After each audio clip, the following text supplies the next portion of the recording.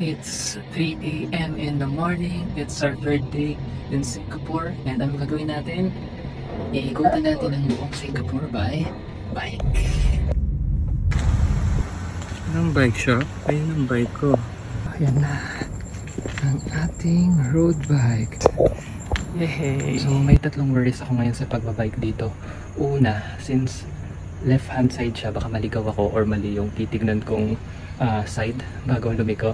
Dahil left hand driving dito sa Singapore. Pangalawa, ulan.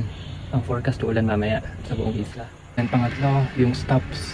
Hindi ko alam saan ako pwedeng huminto, mag-CR, kumain. Let's see. Tingnan na lang natin.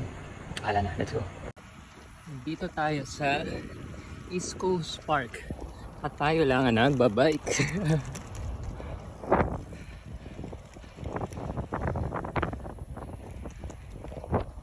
Oh, solo ride. Saka ano to, bike path talaga, so walang sasakyan. Nandoy sa sasakyan sa kabilang side. Let's go. 115 kilometers to go. Nandito na tayo sa Tanah Merah Airport, Changi Coast. Yahoo! Okay, unang ligaw. Kanina pa ako paikat-ikat dito sa may airport. Dead end dun sa kabilang dulo. Pero ito, parang sobrang sketchy naman. Walang ilaw. Diyan ba talaga daan? Tignan natin. So, ayun. May nakita akong dumiretso lang sa main road. So, gayahin ko na lang. Mukha namang tama. Coastal highway lang naman dapat eh. Nandito tayo ngayon sa kilid ng airport. Tingnan niya yung nakalagay sa road sign. Ayan, like yung mga ganyan na may saradong daan. So kailangan natin mag-improvise. Yan yung kailangan kong iwasan. Expressway yan. Hindi ako pwedeng mapunta dyan. Wala silang toll gates eh. So Delix. Wait lang, umatras ako. Ahon yan eh. Bakit ahon? Nakala ko ba walang ahon sa Singapore? Mali. May mga bus na kasi nabutan na tayo ng oras ng mga bus. So ingat tayo sa mga bus din kasi nasa left side din sila. Pero sobrang careful naman ng mga drivers dito.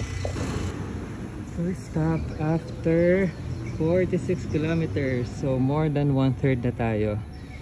120 yung total target distance natin today. Okay, naihina ako. Refill tayong tubig, tapos CR. Refill na dalawang bote, dalawang harap, isa sa saddle, isa sa gilid, para sa mga nagda-left turn. Sa helmet. O, saan ka pa? Nako, mukhang umulan na dito ah. Sana hindi na umulan ulit. Papatagal tayo. Padjak lang ako, nagpadjak. Pagtingin ko, oh, may tubig na. Ano yun? May Malaysia na yun. Nasa other side. Wow! Cross country. Let's go! Halfway! Yay! Halfway! Woodlands. Woodlands nga.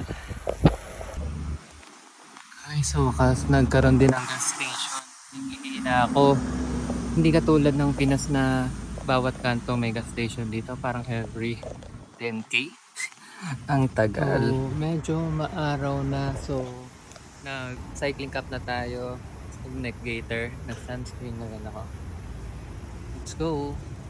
Ayan, pinapakanan ako, pero ano yung nandun? Road closure. Saan tayo dadaan ngayon? Diretso lang ba? Alaing mong may ganyan sa Singapore. Green animal sa head ko. Ang lawak ng kalsada. Parang expressway oh. Hindi naman siguro expressway ito. Last 30 something kilometers na lang. Nandito ulit tayo sa gas station para mag CR. Pero meron pang namang laman yung water bottle. Okay pa. So, may grupo ng mga siklista. Nandito na kami sa West Coast Highway. Lapit na. 100 kilometers! Yehey! Sa wakas, nasa city na tayo. Medyo nakakatakot yung West Coast Highway na yun, parang expressway. Last 2 km! Let's go! Yahoo! Nakabalik din! Safe and sound, 120 kilometers. Naikot na natin yung buong Singapore in less than 5 hours. Yes! Balik na tayo sa hotel. Sana tulog pa si Matt. Anong oras na? Thank you to Unspoken Bike Store for lending me this road bike for today's ride. Sarap! Enjoy!